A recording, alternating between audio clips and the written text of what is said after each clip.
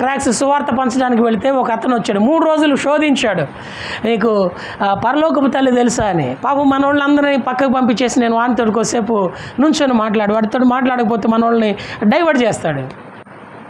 ఏంటి నాయనా నీ ఉద్దేశం ఏందని చెప్పంటే, మీరు పరలోకమందున్న తండ్రి అంటున్నారా లేదా అన్నాడు. అంటాం, బైబిల్లో ఉంది కాబట్టి అంటాం, యేసు ప్రభువు చెప్పాడు కాబట్టి అంటాం. దేవుడు భూమి మీద తన భక్తులైన వారికి పరిచయం చేసుకున్నది ఏమిటయ్యా అంటే తండ్రి అంటాం. మరి తండ్రి ఉన్నప్పుడు తల్లి ఉంటుందా ఉండదా అన్నాడు. ఓరిని వెర్రి తెలివితేటలుగాను, పరలోకంలో లింగభేదం ఉండదురా అని అంటే, కాదు తండ్రి ఉన్నప్పుడు తల్లి ఉంటుంది, తల్లి సంఘం మేము, తల్లి లేకుండా తండ్రి ఆడి నుంచి వచ్చాడు అన్నాడు. దీనికి ఆకర్షితులైపోతున్నారు కొంతమంది. యెహోవా సాక్షుల పేరిట కొంతమంది ఎళ్ళమ్మడి తిరుగుతున్నారు.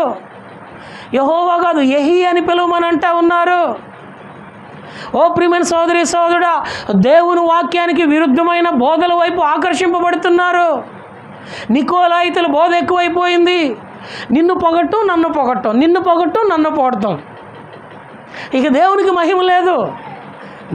మనల్ని ఒకరం ప్రేమింపబద్ధులం, ఒకరిని ఒకరం గౌరవింపబద్ధులం, ఒకరిని ఒకరం పూజింపబద్ధులము కానే కాదు.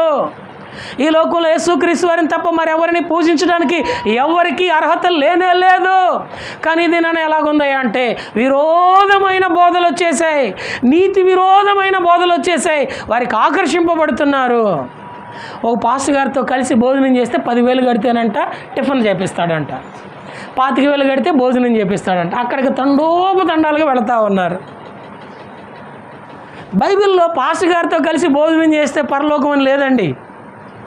బైబిల్లో గొర్రె పిల్ల పెండ్లి విందుకు పిలువబడిన వారు ధన్యులు అని ఉంది. ఏ పాస్టర్ గారైనా సరే వీఆర్ ఆల్ ఆర్ ఈక్వల్.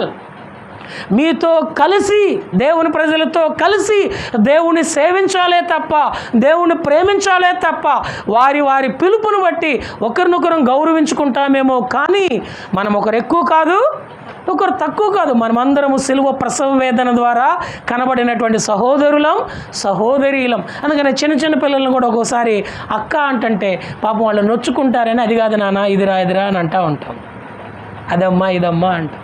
వాస్తవానికైతే పిలిచే పిలుపు అక్క అన్న.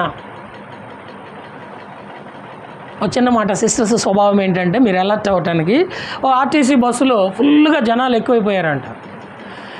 సిస్టర్స్ వైపు ఒక సీటు ఖాళీగా ఉంది.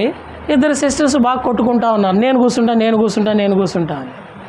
మిగిలిన వాళ్ళు ఎవరు చెప్తున్నా కానీ వాళ్ళు ఇంట్లో నేను కూర్చుంటా అని అంటా ఉన్నారు.